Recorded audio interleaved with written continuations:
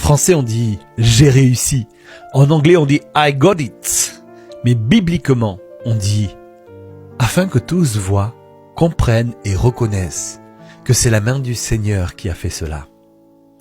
Parce que dans le royaume de Dieu, la réussite n'est jamais une auto-célébration. La réussite est un témoignage. La gloire appartient à celui qui fait et pas à celui qui reçoit. Et c'est là que tout change. La culture du monde te dit « mets-toi en avant », mais la culture du royaume te dit « mets Christ en avant ». La culture du monde te dit « fais pour être vu ». La culture du royaume dit « fais pour glorifier Dieu ». Même l'apôtre Paul dira ceci, Christ sera glorifié dans mon corps, soit par ma vie, soit par ma mort. Et il va même dire encore ceci, tout ce que vous faites, faites-le au nom du Seigneur Jésus. Autrement dit, moins de moi et plus de Christ.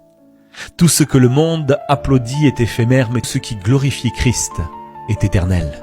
Quand l'apôtre Paul va déclarer « ce n'est plus moi qui vis, mais c'est Christ qui vit en moi », il n'est pas en train de faire une poésie spirituelle. Paul était en train de dire « ma vie n'est plus centrée sur moi.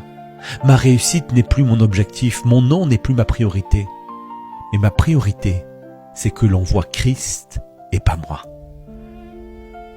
Il ajoute même ceci, « tout ce qui faisait ma gloire autrefois, je le considère comme une perte pourvu que je gagne Christ. » Voilà ce que c'est être chrétien.